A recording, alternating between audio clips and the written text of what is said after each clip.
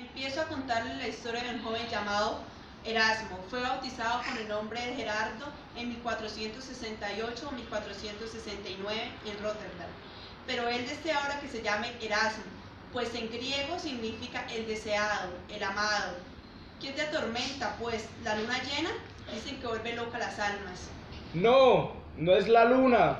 Si Erasmo está nervioso, si sus pensamientos viajan demasiado a prisa, si se mueve y se agita en su camastro, no es por causa del parásito Jergón, ni por la luna llena que sobre el reborde de los techos y de los canales entre las chimeneas electrifica a los gatos, los cuales maullan como violines o rabales en las manos del diablo. La luna, ese champiñón en el bosque de las estrellas redonda como una calabaza, lunática, en definitivamente esta luna. Luna, amiga de los sabios, de los poetas, de los enamorados y patrona de los locos.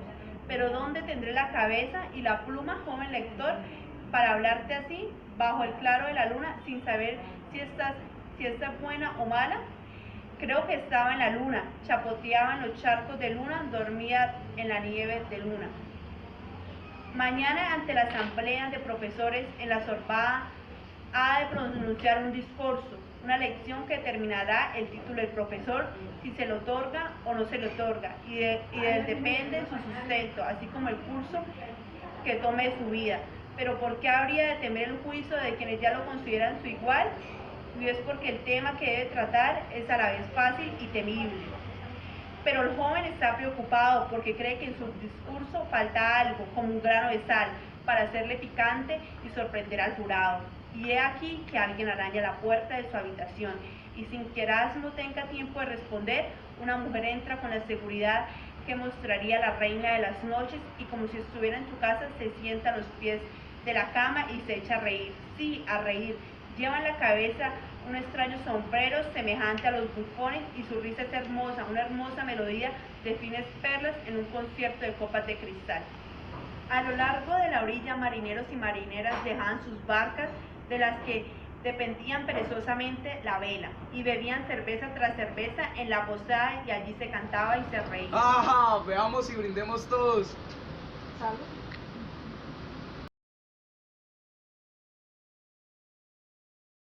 Donde estaban bebiendo los marineros y marineras había un letrero en el cual ilustraba el mundo al revés.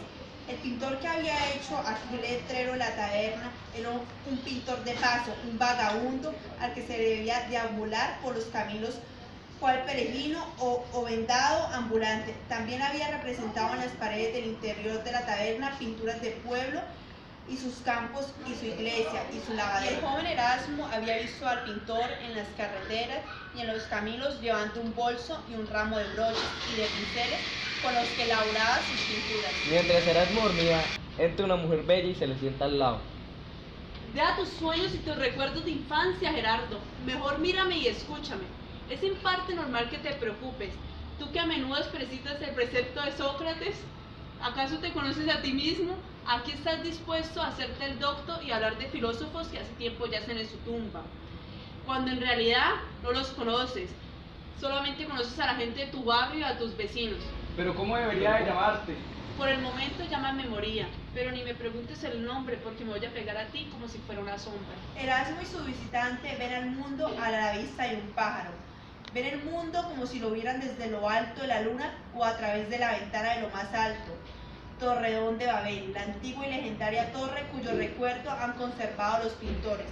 Sobrevuelan ahora en un desierto amarillo y árido, amarillo como la yema del huevo, y sobre la arena, aquí y allá, rocas y arenas como destellos de cáscaros de huevo. ¿Por qué nos detenemos en este lugar vacío y sin gracia? Lugar histórico, muchacho. Aterrizaron sobre una duna y sobre ella extienden la alfombra. Hasta el horizonte solo se ve la Aquí se tierra. elevó y se hundió la locura y frutos de ella, y los hombres de Babel y la ilustre memoria. La locura, siempre he oído afirmar que fue el orgullo que los inspira a los hombres el propósito de construir esa torre. La locura que había sobrevivido al diluvio, tal vez agarrándose a la madera de la enorme chalupa, se aburría buscando un lugar donde cometer locuras en la tierra. Descubrió un lugar a alguien que también se aburría, decía llamarse el rey Nerón o Nebucodonosor. Llamándose así, como así, como a golpe de trompeta o de estornudo. La locura una tarde se hizo inventar a su mesa, hablaron ambos largamente, bebieron también mucho y tal vez demasiado. Yo en tu lugar reuniría a tus súbditos y les propondría edificar una torre gigantesca que llegara hasta el cielo y más allá. Allí sí serías un rey de verdad, ocuparías el lugar de un dios. Es ciertamente tentador, pero ¿cómo los persuadiré? Hay que engañarlos, diles que amenaza un nuevo diluvio y que será el fin del mundo. Pero Dios no prometió a Noé que el diluvio sería el primero y el último, y que el arco iris entre el cielo y la tierra sería propagar Diles que ese él pacto. nos dice Dios para dormirlos y distraerlos, o que esas palabras las pronunció no un día después, pero bebamos en su memoria, bebamos por tu reino y por tu inmortalidad. Bebamos y brindemos, pero me creerán a mí como yo te creo a ti. creerán. Diles que los ángeles, ministros y confidentes del Creador te dijeron que tú eras el nuevo Noé y que esta vez no será un barcucho de pacotilla lo que salvará a los hombres y a las bestias. Nerón era un buen orador y un buen actor y fácilmente le creyeron. Muy pronto la gente empezó a construir la torre y se volvieron esclavos del rey Nerón. Y así se inventó la esclavitud. Y para ello resultaba útil emplear guardias que solo eran otros esclavos. Y así se inventó el ejército y la policía. Y así se inventó la guerra. Encima de la torre se protegía al rey Nerón, se le enseñaba a los niños el manejo de armas y así se inventó el odio. Pero mucha gente se dio cuenta de lo que el rey Nerón estaba haciendo en realidad y entre ellos empezaron a derrumbarle la torre. No ha quedado nada de la Torre de Babel, sino esta arena y esta historia que me acabas de contar como si hubieras vivido. Lo que ha quedado de Babel es la guerra perpetua entre todos. La locura de Babel siempre está en nuestras mentes y en nuestros corazones. Hoy tú lo sabes, Erasmo, en un mismo país hay guerra entre cristianos. ¿No es pues el papel del filósofo el de contribuir con su pequeño esfuerzo a enderezar el mundo? Sin duda. ¿Y ello no empieza por querer dejar emplear las palabras tontas y locas? Erasmo, tu deseo de conocer la verdad, pero si sabes disfrazar a otros, entonces empieza a conocerte a ti mismo. Conócete a ti mismo y conocerás a los demás. Te dejo seguir solo, pero acuérdate de mí cuando estés con tus profesores o tus maestros. Ellos se creen filósofos por lo que han leído muchos libros y que a menudo se conocen a sí mismos, cuando en su propio corazón lo que hay que aprender es a leer. Chao. Honorables y venerados maestros, y ustedes mis queridos amigos, yo quería hacer aquí el elogio de la filosofía y del juicio. Haré lo contrario, voy a hacer el elogio de la locura, o mejor, ella misma porque está loca, la que hará su propio elogio y mostrará el poder que tiene sobre nosotros. Pobres humanos, nos veremos en su espejo tal como somos.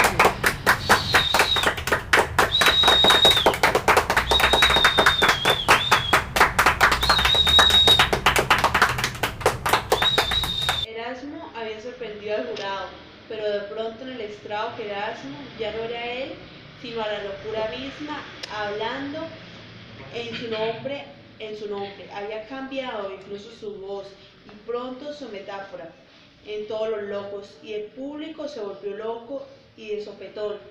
Erasmo pudo recuperar su rostro, el carnaval, el cual él había sido el único actor. Todos los personajes, todas las máscaras se dispusieron como una desbarada de pájaros. Todos los jóvenes aplaudieron a Erasmo por lo que había vivido y habían vivido una lección de vida. Pero los miembros del jurado estaban divididos. Unos se escandalizaron que un estudiante se hubiera permitido hacer el payaso en el momento más solemne de sus estudios, convertir el lugar de conocimiento y reflexión en una farsa. Yo sí estoy de acuerdo con lo que dice Erasmo. Yo no estoy de acuerdo con lo que dijo Erasmo. Pues yo no estoy de acuerdo con ninguno de los dos. Mientras los jueces discutían, Moría veía cómo todo el mundo peleaba, pero al fin vio que la pelea era de confeti y de sonrisas, de alegría y de globos, y volvió a la tranquilidad. Y todos estuvieron de acuerdo en que Erasmo tenía que tener la nota más alta y el título de doctor. Todos fueron a la mesa en un festín que esperaban en el momento.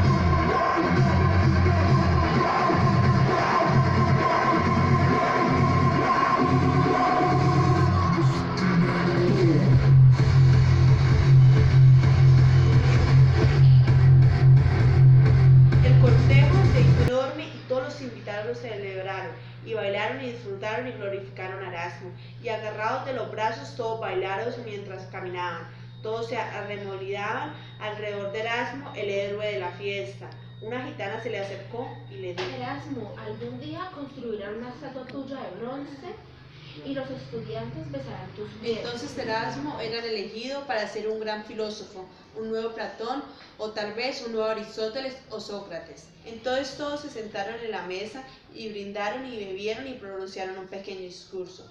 El festín fue memorable y gozoso. Tras el último vaso en honor al doctor Erasmo, Erasmo estaba ansioso por volver a camastro de estudiantes, pobre de su vivienda. Un poco de silencio y soledad le haría bien. Y llegó a su casa y se acostó. Al otro día, cuando abrió la puerta de su habitación, vio al respaldo de la silla el gordo del Moría, el que él se puso con gesto de burlón, cual gorro para dormir. Por fin podré dormir. Has aprendido a reírte de los hombres y de sus locuras, Está bien. pero no olvides reírte en primer lugar de ti mismo. Solo así se puede convertir en un gran filósofo.